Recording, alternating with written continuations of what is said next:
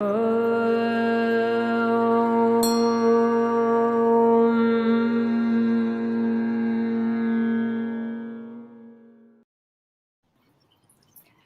beautiful. Hello.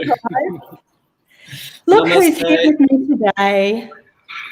I have to laugh because when we do this, it just makes me feel like I'm sitting behind the news desk and I've got, someone saying lights, camera, action. How cool is technology? It's so good that in these times we actually have access to the virtual realm so we can connect with everyone. How are you, my love? I'm so fantastic. And for those who may not know us, Greg and I are besties for, 20 years. We work together. Greg runs his own acupuncture business as well as works for My Health Yoga as one of our senior facilitators. He keeps me sane every single day. And sane or insane? I don't know which one's better these days. I think it's better to be insane. I don't know. Yeah, we're going for both. We're tripping, but we're grounding. I think that's the best way to be at this time, Greg. Now, of course, Hi, Jen. our theme for today is being a master metaphysician, something that we have both taught, studied, and work with in our own lives for over 20 years, Greg. It's something that is very much synonymous with the My Health business, and also you in your acupuncture business, you've got a little bit of a different spin in the way you do acupuncture. So you do metaphysical acupuncture. So we weave metaphysics into every part of our personal life in terms of how we're going to do our own inner healing, our own transformation. We also teach it because that's just simply something that we feel is so important. We don't just see ourselves as physical beings. We see ourselves as an emotional, mental, and spiritual being. So meta means beyond, physical, so beyond the physical. So we're looking today at what it means to be a metaphysical being. And also we want to go even further than simply the soul monad that looks after our own particular energy field. We want to go into the galactic realm, something that you and I definitely investigate a lot. And what we're finding more and more as we come into the photonic band or the photon band, Mother Earth, and we will talk a little bit about astrology today, that we are actually lining up in a planetary system with the photon band, meaning that we're having more communion then with our galactic selves, with our galactic families, with our star family. We want to talk, therefore, today, theming it around what's going on Earth at the moment, and that is to look at fourth dimensional beings who are wreaking havoc here within the third dimension. Now, we have to remember, for anyone who's listening, if you haven't heard of the concept of dimensions before, we are all multi-dimensional beings. So we have this sense that we are simply dwelling in the third dimension, maybe with a connection to the second dimension, Mother Earth. Some people who are a little bit more esoterically minded, yes, they are aware that there's other dimensions above us, but they may not be able to tune in. So in a quick nutshell, we have the first dimension is the iron core, crystalline grid, if you like, of Mother Earth. This is the ley lines, the song lines, the dragon lines. It's a mystical place, and it mirrors the meridian lines within our physical body. And Greg, I'll get you to talk about that soon, because as an acupuncturist, you certainly know about these meridian lines and the macrocosm and microcosm. And then up into the second dimension is the telluric realm. So this is the realm of the minerals and the rocks and the trees. And we'd also say some of the elementals, so the fairies, pixies, mermaids, salamanders, hobbits. Everyone's talking about Lord of the Rings at the moment. I'm like, yes, tune into that. That teaches us so much about the telluric realm. It's all there, and it's a system that supports us. But it can also wreak havoc on us if we're being mischievous, because they can be mischief makers. So if we're not aligned, they can wreak some mischief within us. Third dimension, well, we don't need to explain that one. Fourth dimension, the realm of polarity, good and evil. And of course, this is where these tricksters and gangsters and the nefarious ones are impulsing into the human mind via the Wetiko, the mind virus, causing us to act in some unusual ways and even send ourselves off to slaughter at this time instead of saying, hey, I'm sovereign. I tune into my own highest power. I am the one who knows what is right for me. I don't listen to any forces outside of myself.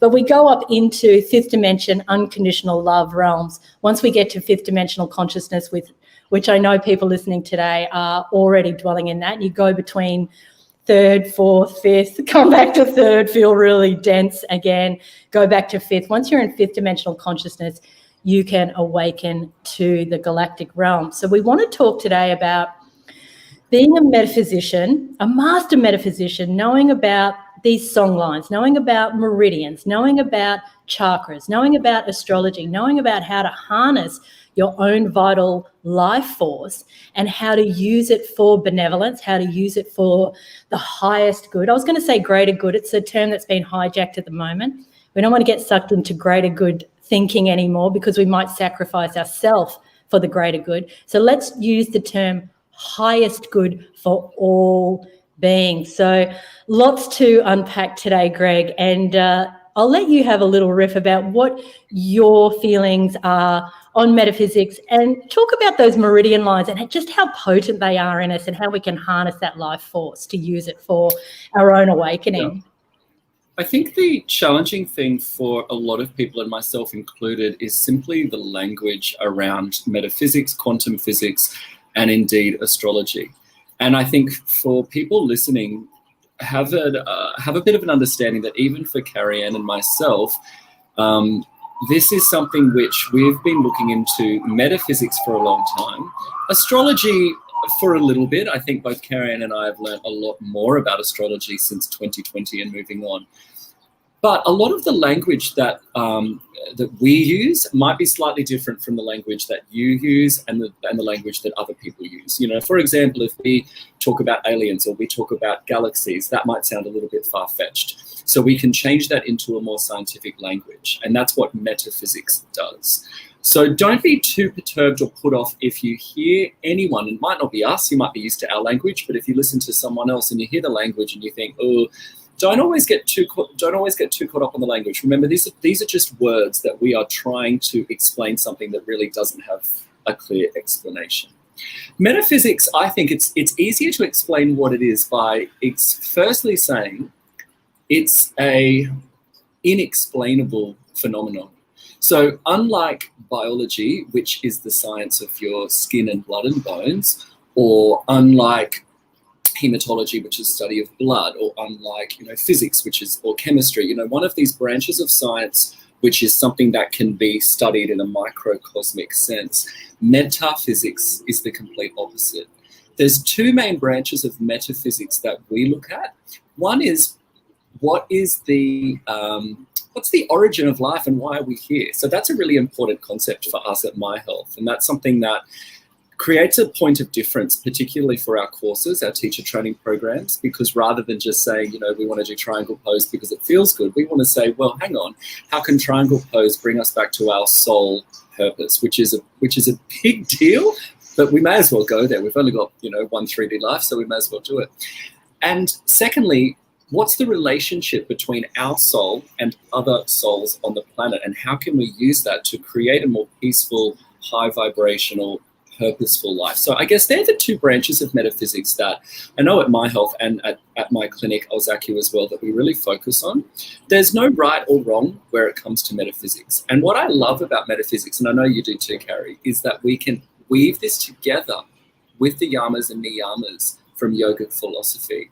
So if you begin to get confused about when we launch into metaphysics in more detail, remember that the first and foremost principle is always ahimsa within our yamas and niyamas, and is to have kindness. And I believe that's also one of the foremost principles in metaphysics as well. So the universal law of metaphysics is do unto others as you would do unto yourself, and vice versa. So if we practice kindness and we seek self-love, then that will ripple out metaphysically. Now, if we look at authors like Louise Hay, Yvette Rose, Ina Segal, we've got Wayne Dyer, we've got, who else? Joe Dispenza, Bruce Lipton, all of these incredible authors who discuss metaphysics and its combination with science.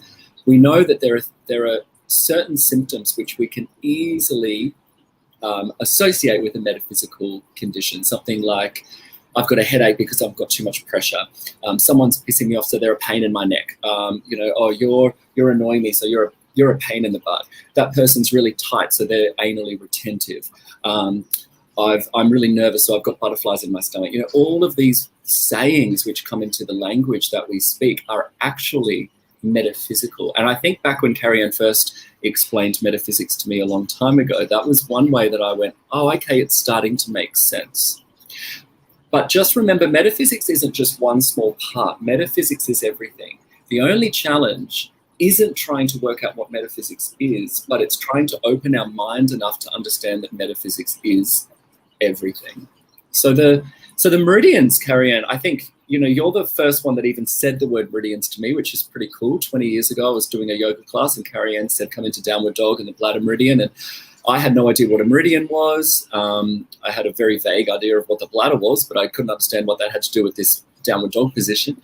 However, when you said that, it was and now I know it would have been an Akashic record, so it would have been something from the ley lines that was triggered in me, because as soon as I heard the word meridian, I just saw this lightning bolt of my life path switch. It's almost like if you were on the train tracks and at the last minute, the conductor switched the train track and it went off in a different direction. That's exactly what happened when I was 20 or 21.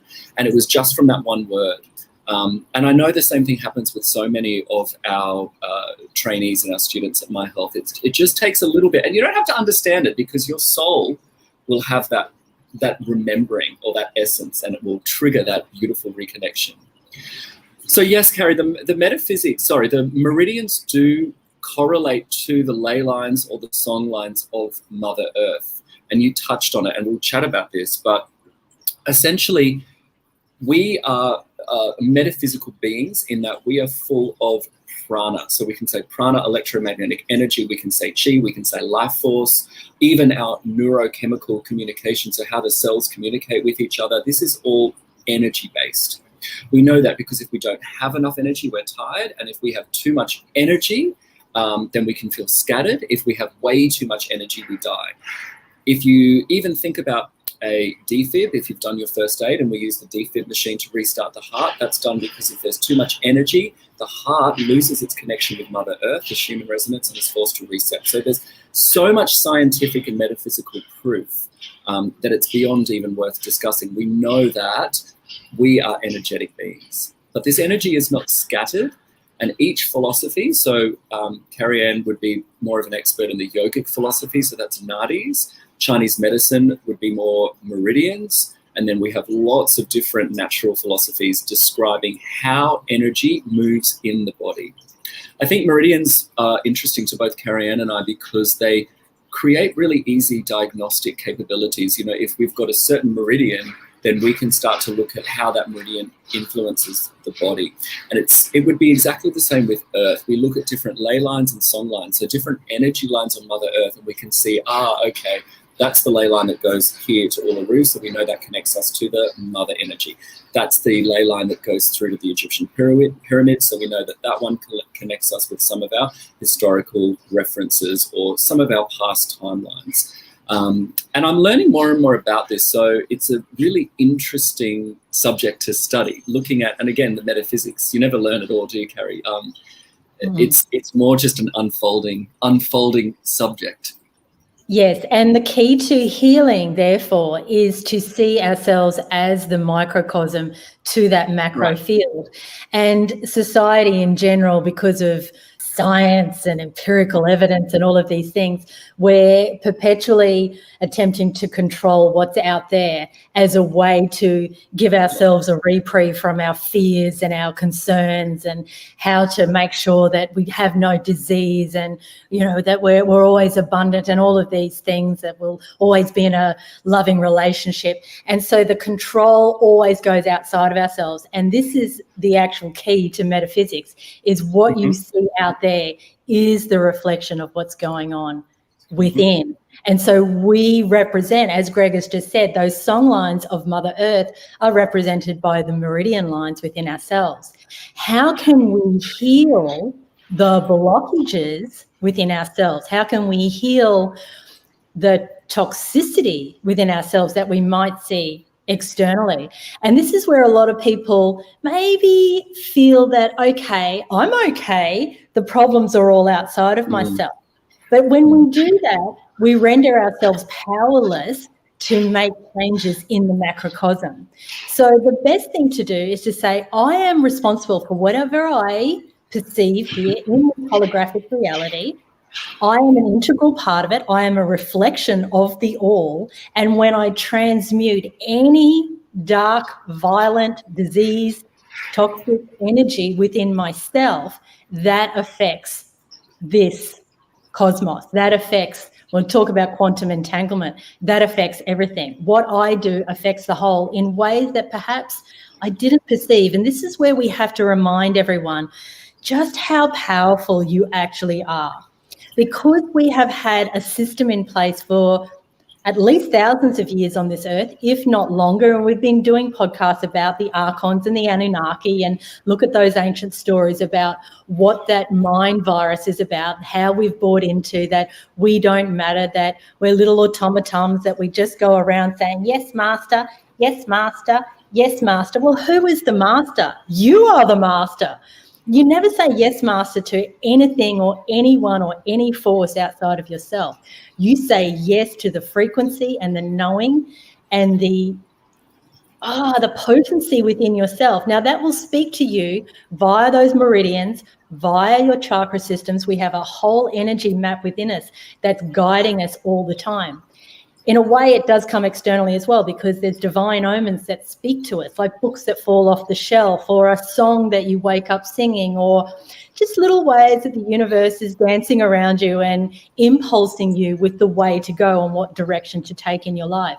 But it requires absolute present moment awareness, and it requires that you know that you are powerful beyond all measure, and that you are the master and you are the healer, and it resides within yourself. And what you do impacts the whole. So when you want to save the world, so to speak, and it's a bit of a funny term, saving the world, and I understand it comes from a benevolent feeling, and you hear a lot of activists and crusaders and truthers at the moment saying, I'm here to save the world. But what the world is self. This is the microcosm. So when we really get what metaphysics is about, we understand we've got all these metaphysical tools at our disposal to transform, to transmute. Transmute means rise above, transcend what's in darkness. When we see the darkness outside of ourselves, we say, I am responsible for that darkness. I may not like it. I may not even understand with my human consciousness how I've created it. But when you say I am responsible,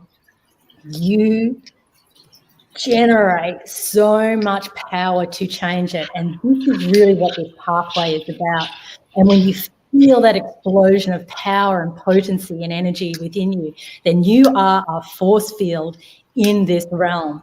And so this is what we're seeing, Greg. And let's talk about the current narrative, because it's so important. And these are really the only questions we get these days anyway. So we're going to go right there. Why do people feel that they're powerless to change what's happening out there? And what can we all do to draw that power back to ourselves? Who are these white coats, or these, if we want to go galactic, who are these Archon, Anunnaki characters that are siphoning off our energy? Why have we given our power away? You said something before that I'll touch on, and that is, at the moment, there's still a little bit of a label over the word science, in that obviously how it's playing out right now perhaps isn't too benevolent. So we see science has been used, at least in the last little chunk of time, to create a sense of power, a sense of fear, and to generate a lot of financial currency. I don't say wealth because there's a difference, but financial currency on Earth. However, it's important to remember that this is only one teeny tiny branch of science, and it's not even, I don't give it much credit, to be honest. Pharmaceutical science is quite, it's very narrow in what it can do, and we're only just starting to realize that. I believe we've given the pharmaceutical and the, let's say, modern science schools way too much credit.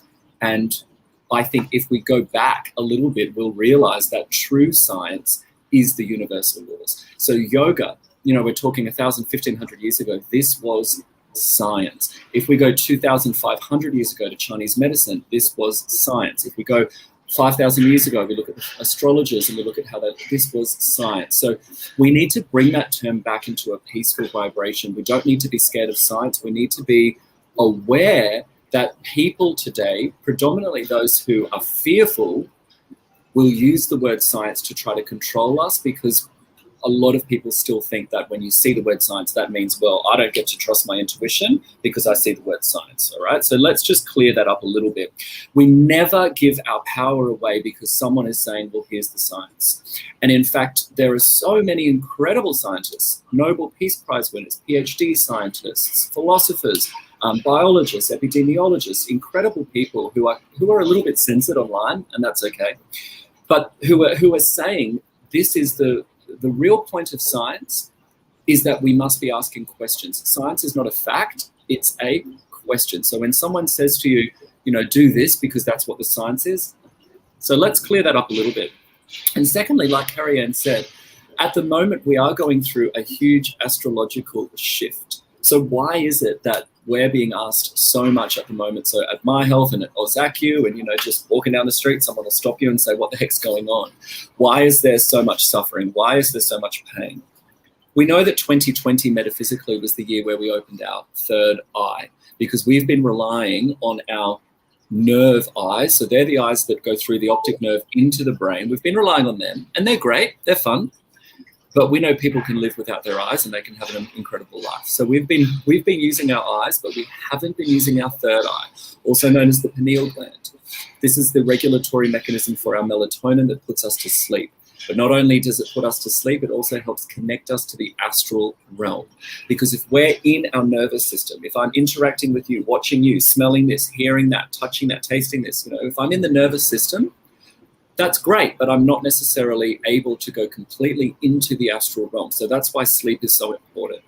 We've always said sleep is important because that's when we rest and that's when we digest. Yes, it is. So we do get a bit of healing when we're asleep. But more importantly, when we unplug from the nervous system, we're Neo. We're unplugging from the matrix. And that's when we can really do some fun galactic work. I think, Carrie Ann, you and I, we've always been pretty good sleepers because we're, at least, let's say from 25 on in both our lifetimes, 25 on will give us that, maybe a bit earlier.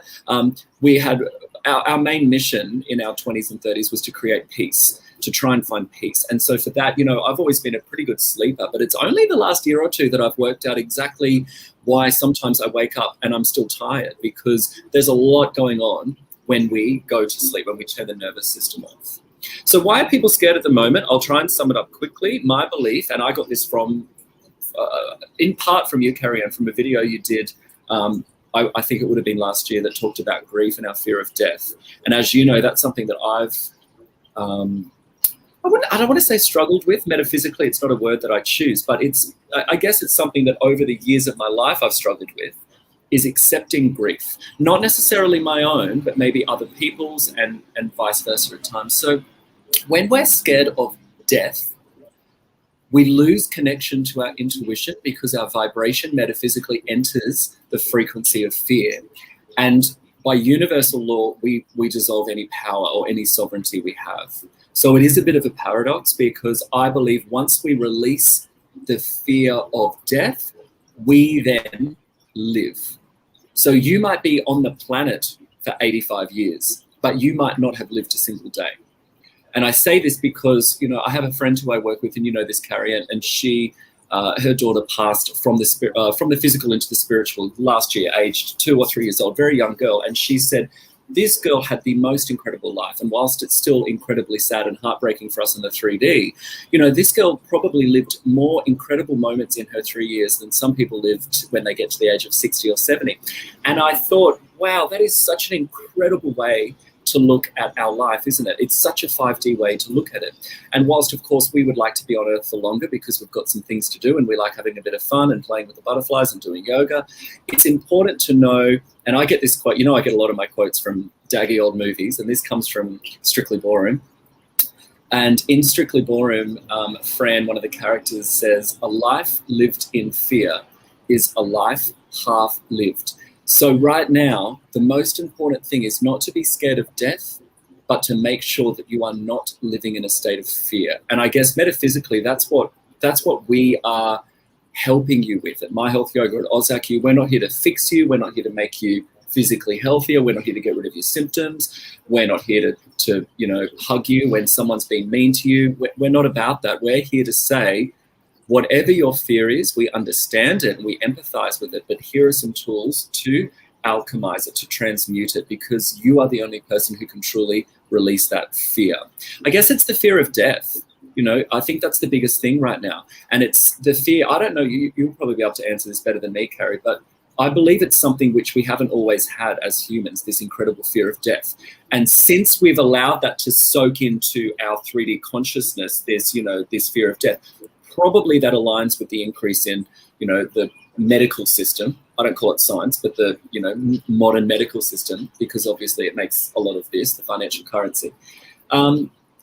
I think it's taken over too much, because right now that's the only thing that we care about is stopping life to prevent death. And you only have to look at, there's some incredible accounts on social portals at the moment talking about here in Australia what's happening with our mental health. So we have, we won't go into details, but we have young children, we have teenagers, we have people in their 20s who have the unimaginably poor mental health at the moment, no quality of life whatsoever, because of this fear of death. So how can we master it, Carrie Ann? What are we going to do? How can we alchemize this? How can we've said that we need to turn the finger inwards. We need to release this fear of death. But I guess our speciality at My Health, being metaphysics, is giving people tools, isn't it? Is giving people actual tools. So these podcasts, for example, the courses that we have, even, we've got free courses on My Health TV. We've got tools there, and there are so many tools. But I think there's a bit of self-discipline involved too. Would you agree? Because sometimes absolutely, yes, you definitely. We think, if I don't do what they say, I'm going to lose my business. If I don't do what they say, I won't be able to go get my hair cut. If I don't do what they say, then my husband won't love me anymore. If I don't do what they say, I won't be able to go watch the footy. I mean, come on, guys. This is a huge astrological turning point. Life will never be the same. We are not going to go back to the way we were, and nor should we. We had 4.5 million people dying every year of hunger. Why should we go back just because we were happy because we could go to Bali every 6 months? We were free. I mean, I don't think we need to go back. Beautiful. And we're really having to smash that victim savior template at the moment, because we constantly whinge and complain if we can't go back to normal, and therefore we're the victim. And as soon as you're the victim, immediately the polar opposite of that is looking for a savior, someone to tell you, here's your freedom back, here's what you can do. It's okay. We'll make sure that you get a little handout so that you can continue on with your 3D cushy life. You need to blast that concept to smithereens, because as Greg just elegantly said, we're not going back. We don't want to go back. I don't want to go back, no. For the greater good, just to use that term, then why aren't we supporting everyone's sovereignty, everyone's just basic needs to be fed, 3 or 4 times a day? This is about a whole paradigm change, and this is about facing all of your worst case scenarios. You do it in your heart, in your mind, in this now moment. And as soon as you've gone there and you've felt the tremendous fear and you've felt the tremendous anguish and you've felt the tremendous pain that's going to come, or what you perceive will come, and it may not come, and this is the paradox, but what you perceive will come if all of these things happen to you and everything's taken away. If you face that now, you become so empowered, because you've already lived it. The thing with quantum mechanics is that if the mind, and particularly the subconscious mind, creates the pictures, and then the cells pick up on those pictures and create the frequency, it's like it's already happened. So do it where you're in command of it, not where someone's forcing you into a FEMA camp or anything like that. Do it now. Face it now. Do it in your heart and mind. This is living metaphysics. Then you're back in command. You know that you can face anything, and I mean anything. You are beyond powerful. And you also trust and know that all you have to do is continue to draw your awareness back to now moment. Always, this moment, this moment, this moment. then you always stay in command of self. You always remain in a state of love and joy and peace, because the only frequencies you will find in the now moment are love and joy and peace. They're the highest levels of consciousness. The only one higher is enlightenment. But paradoxically, when you're in now moment, love, joy, peace consciousness, you are in the enlightened state. That's where you are. And you know, therefore, that God, creator, goddess, whatever you call that omnipotent energy, will never give you anything that you can't cope with. You are always being looked after, always. And in fact, you can go so deep into metaphysics and dark magic and the occult and all of these things that's really happening. There is a mass satanic ritual that's being played out on our planet right now. It's like, why fear it when you're already in it? You know, you're wearing masks. Some of you are, not everyone. You're allowing yourself to be raped by this inoculation that is inserting nanoparticulates into your system that then ping off electromagnetic 5/G, don't really want to say that on our live, but anyway, you're being controlled. You're in a frequency war.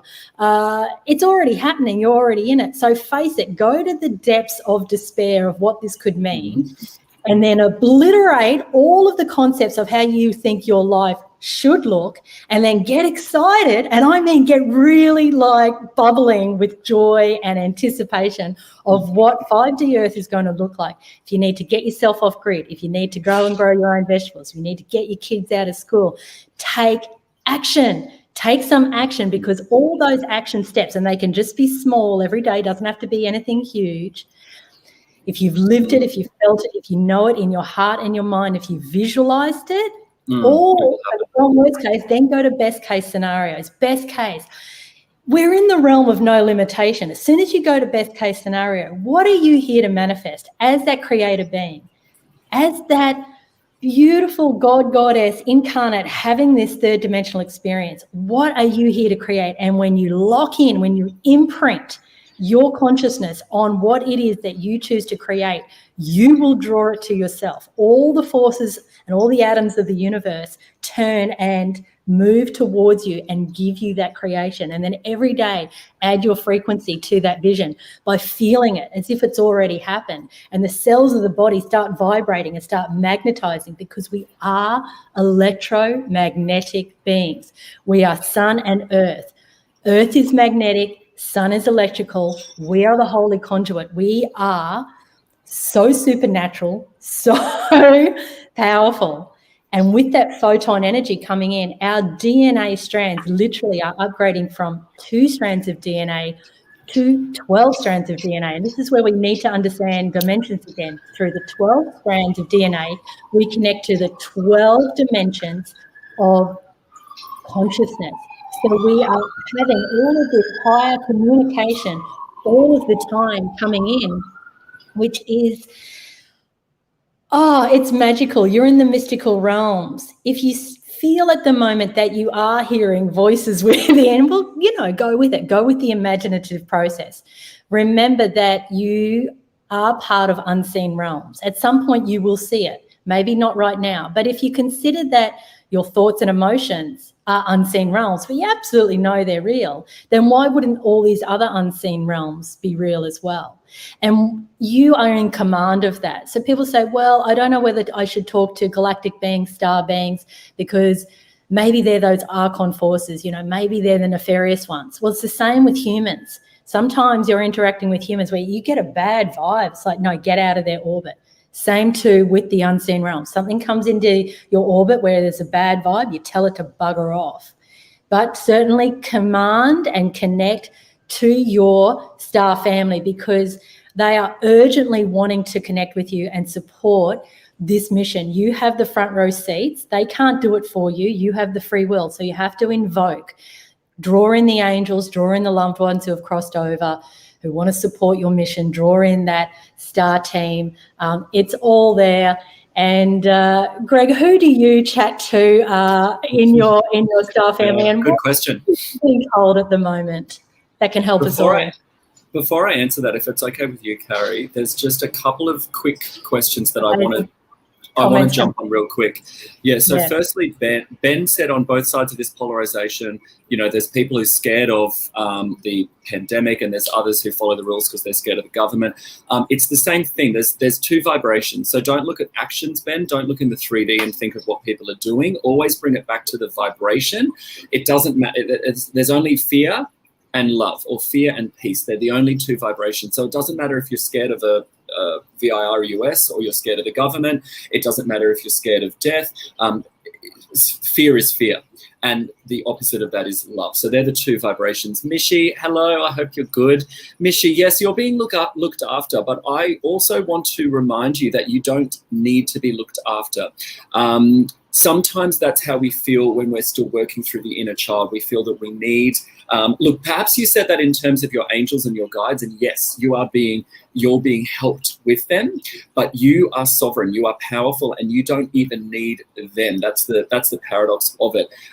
When you say, there was another comment you said, oh yes, you fear having no control at your time of death and wasting all your efforts. I used to have such a similar fear, Mishi, but the best way I found to alchemize that or to release that fear was to remind myself that I chose this exact life. So this is at the start of You Can Heal Your Life by Louise Hay.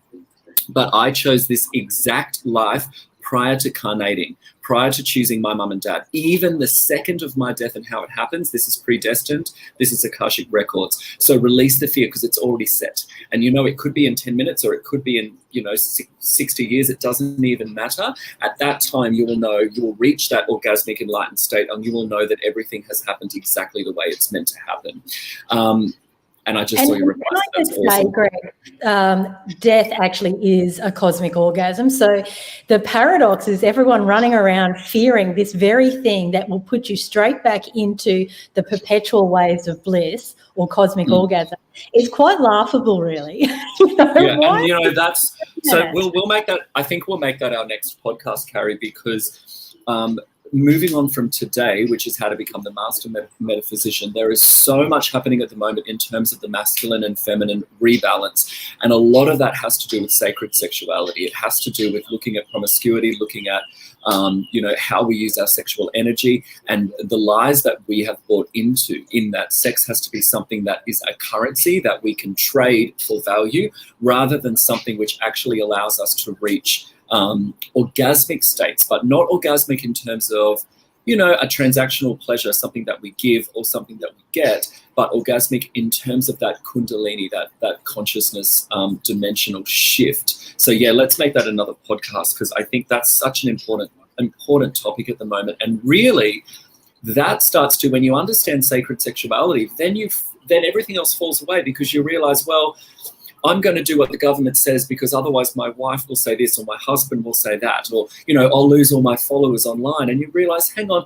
when we're in fear, a lot of the time we have been, and this is both men and women, we've been doing it to try to persuade others to look at us as, something which is valuable or sexual, when realistically that's not even a currency that we need to understand anymore. All right, so let's come back to, before I got distracted on the comments, can you say your question again, Carrie Ann, if you remember what it was? No, I've forgotten. Yeah. But you can have a little brief. I do want to talk, let's just carry on, because I do want to talk, because today's theme is becoming a master metaphysician. Becoming the master. I do talk about, the power of the spoken word. Now, what's interesting, we have to look at that Watiko, that mind virus that has infected so many. I'm going to go as far as to say that it has not infected a lot of our Indigenous or original people, because they have stayed attuned to the earth cycles. They're able to communicate with the rocks and the trees and nature, and nature to them, shows them all the codes and all the cues. It's a very slow moving, beautiful goddess energy. And they're able to look up into the clouds. They see the pictures in the clouds. They read the formations of the stars. They are attuned to all that is. And people who have in that, that's 5D Earth. People who have not been in that cycle of connection for a long time would say, that's really woo-woo, that's out there, we need to trust the science. But actually we're being shown in no uncertain terms that the original people had it right the whole time. Now, what's interesting is that part of this Wetiko, part of this mind virus that's been fed to us, is to get us using certain catchphrases, words that are creating spells here on this earth. So we have to, as a master metaphysician, we have to really check our language. And what I love about you, Greg, is that you constantly do that in your daily life. When I speak to you, and it is every day on the phone, we have a good old chat and a download about what's going on. You are always saying to me, I'm just checking my language around this. Something that you said, which really struck me the other day, was about trauma, because a lot of people come to us with our training courses, and they want to learn about how to say the right words for people that have been through trauma. Now, we have to reframe that we've all been through trauma. We all have PTSD. And what I mean by that, if you look at all of your lifetimes, Greg's been talking about the Akashic records. If you could access those, you've all had traumatic deaths. We've all been through the cataclysm of Atlantis sinking, the big wave. I have big wave dreams as a recurring dream. Many of you probably do as well, because that big wave comes, our egos got in the way back then, and we really sunk, our civilization, and we've had to start again. So, but I'll let you talk, Greg, about, because you said we have to change that word trauma to experience. So language is so cool, Carrie. Honestly, this is something which, again, I just give you so much credit, but I have to give you credit because you were the start of all of this for me. And I remember, ages ago, my feet later, darling. Doing my level one, during my level one teacher training and looking at the metaphysics, even then, I didn't realize anything to do with my language. So when look, first I would say we need to be aware of, in metaphysics, we say language comes from influential figures. We don't say mum and dad, because maybe your mum and dad were working 12 hours a day and you were raised by your grandparents, or you were raised by, someone else. Whoever influenced you during your formative years, that creates your language. And with your language comes your attachment styles, your inner child needs, and yes, trauma. Trauma is the heightened pain response. So Thomas Myers, who I always use his definition of pain, says that pain is a sensation which you do not want, accompanied by the instinct to withdraw. So your nervous system has picked up on pain. If something's too loud, it's painful. If it's too spicy, it's painful. If the words are hurtful, they're painful. If someone's telling you something you don't want to do, it's painful. Pain can be anything. However, it's only painful if we resist. So once we have no resistance, there's no pain. Now, if we go to the next level, if it's beyond pain and if it's something which threatens our life and perhaps our sovereignty, then that would be trauma.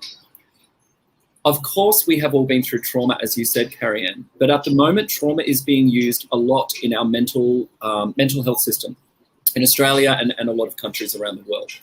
Trauma is, there is something now called trauma-informed care, which means, I'll say this as gently as I can, wrapping someone up in cotton wool and trying not to hurt their feelings whilst healing them. That's real challenging, because sometimes you need to go to the core of the issues. And I think a lot of trauma-informed care at the moment doesn't give people enough credit for their own strength. I think it's an extension sometimes of the political correctness. And look, I know that the people listening to this is our tribe, so I can speak freely, but perhaps if you're first time listening to this and these words don't connect with you, please understand that my intentions are to be kind with this. But it's an extension of that political correctness where we're so scared to hurt someone's feelings that we actually don't get the job done. So it's not about being abrupt. It's not about being vulgar. It's not about being hurtful. It's about showing someone that they are not a victim. We can go through a traumatic experience, but that doesn't mean that has has put us into a victim template for the rest of our life. I've had chats with people before. I've done podcasts and interviews with people before where they've talked about my life, and I can tell that they're poking me to try to get me to react and respond in a way which shows how much trauma I'm carrying. Because in today's world, prior to 2020, that got so much credit. You've had such a hard life, and this has happened, and that's happened, and oh, you poor thing. It doesn't work anymore. So to answer your question specifically, Carrie, one of the most profound things I did was to change my language. It was a little bit of fake it till I make it. I had to start, I chose to, and I always say when I do this with our level ones, if you listen to me long enough, as I just did then, you will still see that I'm not perfect with my language, and I don't ever go, oh, sorry. What I do is I simply listen, and then I pause, and I go back and I say it again. I'm always listening to my language, because I'm not my language. My language is just the words that my nervous system chooses to explain my feelings. But I also know that the reverse of that is once I've said that word, if it's something that's habitual, that I'm not intentional about, then that word will create my reality. So what words are better? What words would be more intentional to create a peaceful reality? Rather than saying, I'm holding on to a lot of trauma. I mean, I can't even say that as an example. It makes me shiver saying I'm holding on to trauma. Just say I've experienced trauma. I've been activated by traumatic experiences. My soul chose some very exciting up and down, timelines which have really activated me. I found that I learned the most during adversity, and I'm so proud of my resilience. So and honestly, one of the things that you said in level 1 teacher training, Carrie, you said, I think it was write down 10 things you love about yourself. And I was stumped. I didn't have one. So if I can get to this level, anyone can get to this level. It doesn't happen overnight. You've got to make some shifts. Like Carrie Ann said, start off small with your language. The 4 agreements I talk about, You Can Heal Your Life I talk about. There's so many great books out there on language, but start off small, because you will eventually get to the stage where it's so habitual that then creates your reality. And yes, I'm not perfect with my language, but I am so very, very aware of it right now, because the second we let that slip and we say, oh, well, I have to wear a mask and, I don't have a choice. Even in our level 2 teacher training the other day, hi, Lauren, if you're listening. And Lauren said, I don't have a choice. I have to, because I'm at school. And I just went, hang up. This is level 2. I can't let you get away with that. And I said, what's your other choice? Is to quit your job, and then you have to look for another job, and then you have to this. And she said, oh my gosh, I get it. And she said, I've got a choice. I've always got a choice. And it gives us so much more sense of sovereignty. Now, sometimes we've got 2 choices and they're both a bit rough, but we've still got a choice. And as soon as you start saying, I'm choosing instead of I have to, or I've been activated by instead of I've been hurt by, or I've experienced this instead of I've been traumatized by this, you are choosing the metaphysical language, which, yes, creates a master or goddess template, which is what we're talking about today. It's about creating that metaphysical mastery within yourself. Language is one of the most powerful tools. So what would be some of the other most essential tools, Carrie Ann? I would say first and foremost is meditation. And second would be looking at what you put in your body. And I know that you'll want to talk about that a little bit more. How does meditation, how does the thought process affect the metaphysics? How can we use that to become more masterful? Beautiful. So everything's frequency, everything's vibration. Look at what Tesla, was a master living on Earth, still a master looking after us in another realm. He taught us everything is vibration and frequency. So when we meditate, Greg spoke before about shutting the nervous system down in sleep. So it's kind of like that in-between state between sleep and beta brainwave, which is your wakefulness and the rapid fire thinking. So you're doing it in command of self to bring yourself down into alpha brainwave, the oscillations of the mind, so there's gaps between thoughts, and then ultimately into theta brainwave. Delta brainwave would be when you're absolutely asleep. So theta brainwave is pure God consciousness, but you are aware of yourself in that space as opposed to being completely asleep. So this is where you're invoking God codes, God consciousness, goddess codes, goddess consciousness. I never say God without goddess. We have to remember the equal balance between feminine and masculine. Think of yin yang symbol if you want to understand what the monad actually is. And when we create that frequency, that God, Goddess frequency within ourselves, again, we're in a holographic reality. Life mirrors back to you that frequency. This is why we say you are the master, you are the healer, you are the God, Goddess, you are in command of self. You are never the victim. If you feel you are being victimized, inquire within, why did I attract this experience? What can I learn from this experience? How can this activate me to maybe shed what's no longer serving my highest good, even if that means I need to completely change my whole reality? Why white knuckle out of fear and hold on to what has been when all the forces of the cosmos are telling me change direction, change direction? And this is going on in the collective consciousness right now.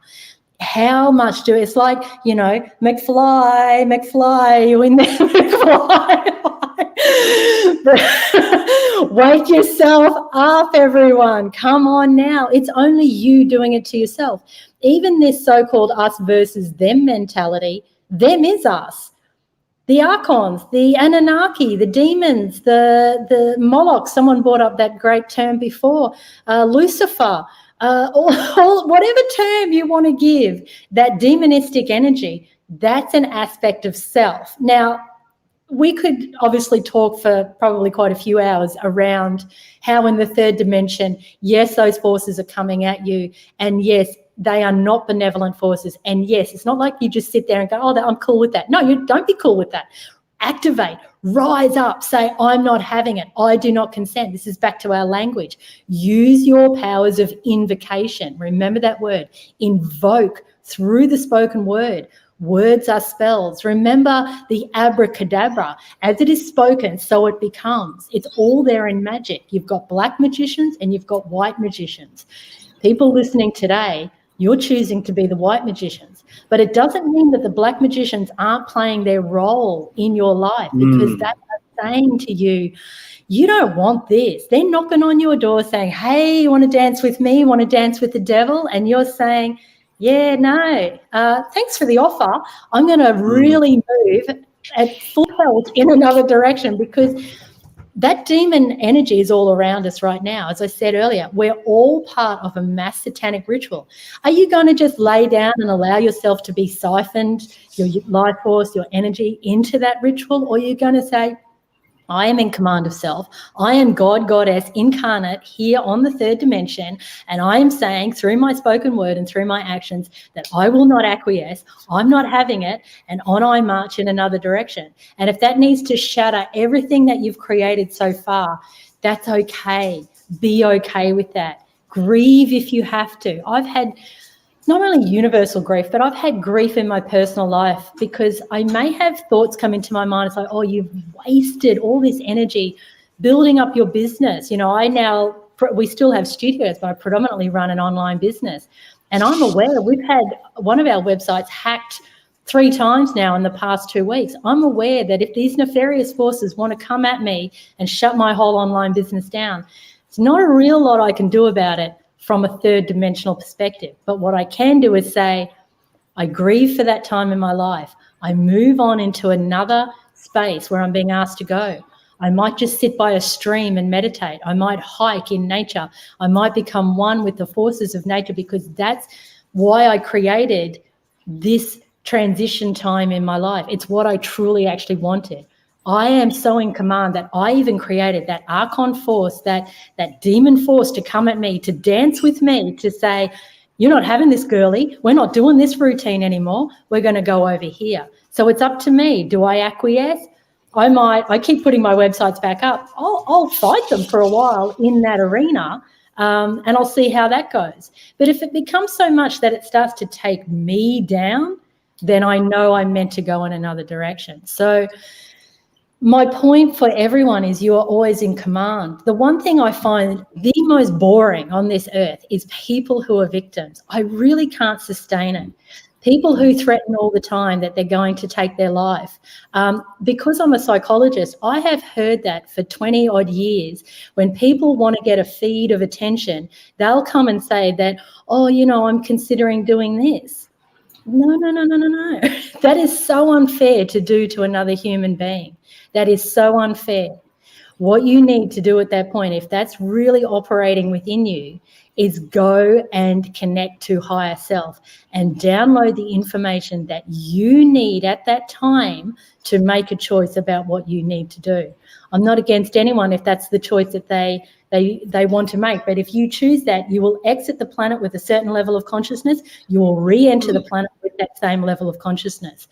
As you said before, Greg, we're not being harsh or vulgar with our words. We are just speaking pure truth about what it means in terms of being an energy being. So none of us are victims. We are all in command of self. And when you anchor your highest vibration of God code, you are so multidimensional, you are so supernatural, you honestly could move mountains, because you'll realize that mountains aren't even fixed in place. Everything is vibrating as atoms in this hologram, and you become the alchemist. We are moving from carbon into crystalline, or lead into gold. That's what's available for us all. But this is your question for self. What are you going to choose? What are you going to choose? And when you make that choice, as I know everyone will, to move into the golden self, the golden age, do you feel it's going to fall into your lap? Or do you feel this enlightened space is going to mean that you're going to have to change some things up and show the universe that you're capable and you really mean business and you're able to do what it takes. You're able to do what it takes. Well, I've got to say, this is such a pertinent topic at the moment, because, and I know that this would be, in my intuition tells me this would be the same case around the world, but this week I've really become aware of the mental health situation. I'm not going to say crisis. I don't like the word metaphysically, but the mental health situation, it's at what I would call breaking point. Breaking point doesn't mean it's negative. Breaking point means we've gotten to such a level of fullness that we are going to soon break through. It's almost like we're going to shatter the glass lid. So at the moment, it looks really dire. Again, we've got children who are suffering. We've got teenagers who are suffering. Those in their 20s and 30s. Yes, it does tend to be the younger generations, because those who are like my parents in their 60s and 70s and 80s and 90s, if for them to be sitting at home, they can think, well, we've had a pretty good life and this is the way it is. In fact, I know people in their 80s and 90s who are choosing to tap out a little bit early. They do that in that subconscious realm, because they kind of think, I can't visit anyone, I can't do anything, so I'm going to tap out. Particularly those teenagers and those in their 20s who are thinking, this is the time of life where I should be traveling, I should be going out, I should be being social, I should be dancing, I should be going out on dates, all of the things that we can't do. It becomes this mental health crisis that we're seeing in Australia. Two things. So number one, and I don't say this to put pressure on anyone, but please be aware that instead of saying, I feel so sorry for these people, I want you to examine your actions, because even the most simple things that you do during the day, if you are in agreement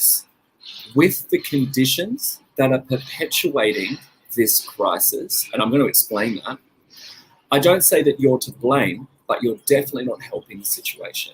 So when people take photos and selfies of the jab, when people are saying, oh, well, I don't want to wear a mask, but I'm just going to do it because it's the right thing to do. When people say, I was at a birthday party a little while ago, and at 3:00 everyone had to leave because that's what the government said they had to do. When we're not thinking for ourselves, what we are doing, and this might be subconscious, so I'm choosing to be kind and understanding with my language, but what we're actually doing is giving more power to the beast that is creating the mental health crisis. So instead of looking at these people and saying, you poor things, I'm so sorry, how can we help? Here's a hotline. We need to be saying, hang on, well, what I can do? Why don't we have more people walking in the streets? Why don't we have more people who are peaceful protesting? Why don't we have more people who are walking into Woolies in a group of 500, taking their masks off and saying, this is bullshit, we're not doing it anymore. So again, I don't say this to create blame, because different people have different levels of understanding and there are different timelines to wake up to this. So if you are at least aware, and I've always said this, and you know this, Carrie Ann, I'm actually more concerned about the people who are aware that this is all crap, but they still choose to do it because they're too scared of the government, or they just know it's the right thing to do. That to me is the issue, because if you look at this just as frequency and energy, it's like every time you stick that face thing on, or every time you get a selfie with the jab, you're depositing currency in their bank account, in their metaphysical bank account. That's not being masterful as a metaphysician. Look, I'm not saying that you have to be a masterful metaphysician 24 hours a day, it's really challenging. Sometimes I need a moment off and I just hop into the 3D and make a margarita and sit there and go, wowza, it's been a week. However, just at least have that level of awareness that with the suffering that's going on, we're not helping the suffering by placing these people in a victim state. We're not helping that suffering. We need to do what we can to alchemize it. And at this stage, it is a little bit of light versus dark, good versus evil. It is a little bit fourth dimensional, but you kind of do have to pick a frequency right now, whether that is love or whether that is fear. I won't tell you what to pick, but I hope that makes sense because as I say, at the moment, there is a lot of talk, particularly online, which I think is coming from the right place in Australia about mental health. We're only just looking, we will probably never know for certain, but we're only just being able to look at some of the figures for mental health admissions and suicides and self-harm from 2020 and the first half of 2021, and they are just astronomical. Now, I do say that there are so many different factors that contribute towards that. So, of course, we've got all different factors, and you know that as well as I do, Carrie Ann, from your background. But at the same time, look at what you can do to create a more peaceful environment rather than thinking those poor people. Does that make sense, Carrie Ann? I hope it does. Oh, that makes perfect sense. And I really want to hone in on this great comment here from Life is What Moves Me. We need to thank those interruptions because they lead us closer to our life that we want to manifest. And we're coming to time, and I think it's a great way to end. So if everyone just wants to close their eyes and visualize, what does 5D Earth or unconditional love realm, whatever you call that, they're all just titles, doesn't really matter. But what is that life that you choose to manifest? How does that look? How does that feel? And the life that you're living now, is it actually in alignment with what that vision is? And therefore, as this beautiful person has said, thank the interruptions, thank them, have gratitude because they are moving in the direction of what it is that you have truly come here to experience. So everyone can open your eyes. You've been playing in a realm that was designed in part anyway by a force outside of yourself. You've been told that I'm going to quote Greg here from another podcast that your life is about being born and going to school and downloading the program of education and maybe going then to university and then downloading that program as well and thinking that you're better than everyone else because you're educated and then going into a job where you're really a slave to someone else and taking your wage. Some of you may be on a good wage. It really doesn't matter because we actually own nothing. It all belongs to the crown at the end of the day. And if they want to, as they're showing us right now, as they're playing their hand in plain sight, they're not even hiding it anymore, that they're in control of everything. So, you might have your holiday a few times a year if you're lucky, or once every few years, and then probably because of the foods that you've been eating with and the chemtrails that you've been breathing in via the air because they've been at you with the food and the GMOs and the fluoride in the water and the chemtrails, and I'm not creating doomsday, I'm just talking about facts that then you're probably going to die of some dastardly disease fairly early. We might think, I lived to 75, that's a long life. No, it's not if you look at the human genome and what it's designed to actually do. And we think we want to hold on to that, do we? Come on, guys, do we? And we're so thankful. We're so thankful for the people. We're so thankful for the people who, once we get sick, we're then absolutely thankful for the heroes that can extend our life. Now, I'm not saying this to be mean to any of the individuals, but it's the same system that created the sickness. It's the ultimate, irony. And you said it yourself. It's everything's owned by the crown. And if you Google what CORONA means, it starts to make a whole lot of sense about this 2020 virus that's going around at the moment, because it really is all to do with that. And all we have to do is crown ourselves coming back to change the crown. Come back to metaphysics, crown yourself. We all have a crown chakra. So you literally visualize yourself taking a crown, you put it on your own head. When you become sovereign, when you become the crowned one, when the chakra all chakras, but particularly this crown chakra is awakened, because Karona means crown. So it's all there, the codes, the metaphysical codes, They're never hidden from you. And this is understanding how the metaphysics works with the black magicians. So take their same codes, change it from inverted reality, turn it right side up, but take the codes, crown yourself. Then you become one and equal with any crown system here in the third dimension. And you may laugh and think, well, that's never going to happen. I'm never going to be equal. Well, try it on, guys. We have got nothing to lose. Put on your crown. Just see what happens. We're only at the beginning of this new way of becoming commander of self. Let's all go for it. It is go time. Let's not waste another moment. Crown yourself. Become the master metaphysician. Serve it up to these dark magicians that are at you, not because it's necessarily a bad thing. In human language, yeah, it's not pleasant, but it's because you chose the ultimate opponent to activate yourself, to move from dormant, offline, two-stranded DNA, human technology, to activated online 12-strand supernatural human technology. Wow, what an exciting time to be alive. So final thoughts, Greg, before we sign off, and thanks to everyone for your beautiful comments. just a big thank you to everyone who has joined us. This is it's, as much as this is the most exciting time to be alive, I'm also aware that it's still challenging. I said this just the other day in one of our workshops. You know, there's two different types of stress. There's good stress and there's negative stress. So we've got de-stress and then we've got eustress. And at the moment, it's almost like we're on that roller coaster. We wake up one day and we say, I can't believe I'm alive and I'm witnessing the new age of astrology and wow, everything is changing. And then the next day I can wake up and I don't want to get out of bed. So it is a little bit like that. But just ride the roller coaster. And the only seatbelt that you really need is the crown that Carrie Ann said. You don't need anyone else's opinion, advice. You don't need anyone else's medicine or anyone else's rules. You just need your own crown and know that this is a natural roller coaster. We're all in it together. But this is something which ultimately Gaia is going through. She's the track. We might be the roller coaster train, but she's the track. So if you trust Gaia, Gaia is moving into this new astrological age. Whether or not we do, we might not. I am, you are, but this is Gaia. So take your feet off and stand on Gaia and say, you know what, my mind is here, there, and everywhere. But Gaia, I trust you. You've got my back. Open the crown, and we'll see where we are in another year's time. Oh, so exciting! So big shout out there to Leah, who's in Canada. That's great, darling. I'm glad this is, yeah. I mean, as Greg said, we're all going through that emotional roller coaster.